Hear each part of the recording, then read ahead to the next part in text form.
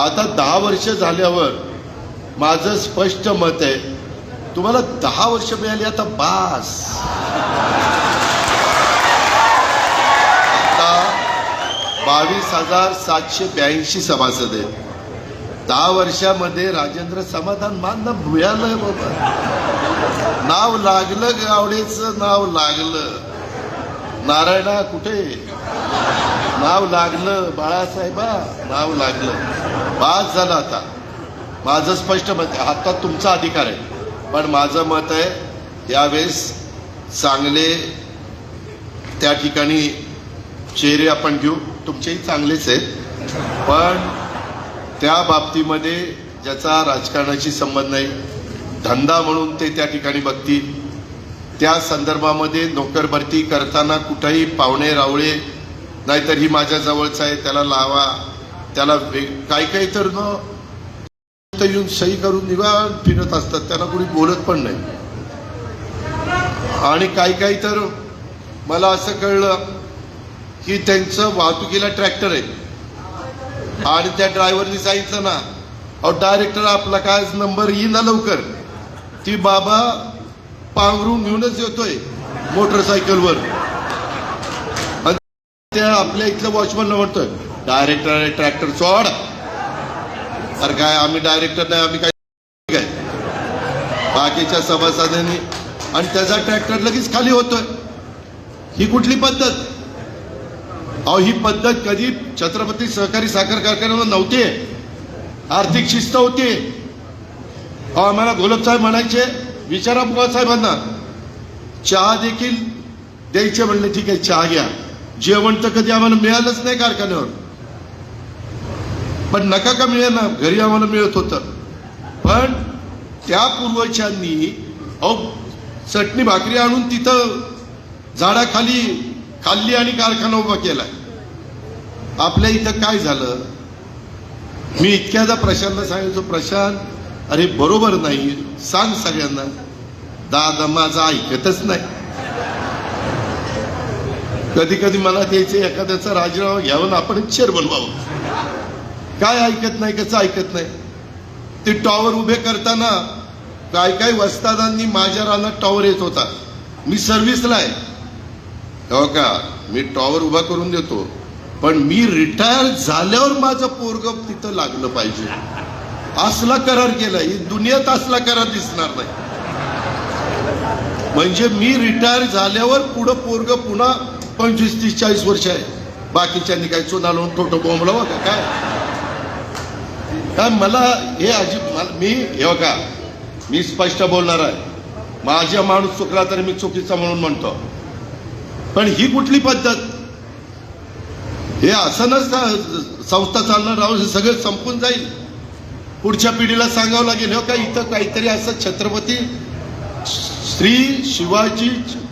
शिवाजी सहकारी साखर कारखाना, पूर्वी नाव ते होतं. आम्हीच बोलत असताना बॉस तुम्हाला आठवत असेल, त्यांना आदेश आले की शिवाजी नाव काढा, शिवाजी वापरायचं नाही, म्हणून आपण छत्रपती सहकारी साखर कारखाना केला. या सगळ्या गोष्टी सांगावं लागेल की असं काहीतरी कारखाना होता. आम्ही ते छत्रपती बाजार उघडला, मी चेअरमन होतो, तिथपर्यंत बरा चालला. मी राज्यमंत्री झालो, राजीनामा दिला, त्याची वाट लागली, ते बंदच पडला. नंतर काही लोक जे प्रमुख नेमले तेच तिथं जाऊन कुठं वेलदोडा घे खिशात घ्या, बदामाचं पाकिट घे खिशात घ्या. आता काय कपाळ. आता त्या सेल्समन कुणाला म्हणावं, चेअरमन थांबा, खिशात चाललंय. म्हणजे गोड आता कुंपण खायला लागले तेवढीच बघा. हे जे ते बंद पडलं. काय आपली शाळा आहे छत्रपती शिक्षण संस्था, काही नियमानी नाहीये, त्याच्यामध्ये बिंदू निभावली पाळली नाहीये. कोण हाय जवळचा हे चिटकवला आणि पुन्हा नंतर कितीतरी वर्ष झाली की त्याला करा परमनंट. आज काय पलीकडच्या शाळेची अवस्था आहे. अहो या शाळेमध्ये नीट करायचं म्हटलं तर 25 कोटी रुपये घालावे लागतील, तेव्हा ती शाळा नीट होईल. आणि 25 कोटी रुपये घालायचे तर तुमचे 300 रुपये टनाला कापावे लागतील. म्हणजे आधी 2800 भाव आणि 300 कापल्यावर तर 2500च. ही अवस्था आहे. त्याचाही बद्दल आपल्याला निर्णय घ्यावा लागेल शांत डोक्याने.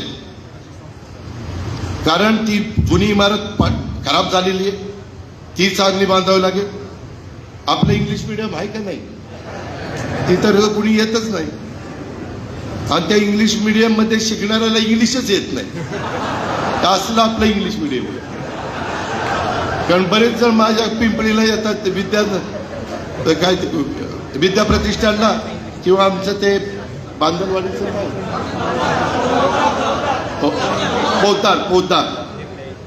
पोद्दार आमच्या तानाजीराव गावड्यांचीच पूर्वीची जागा ती.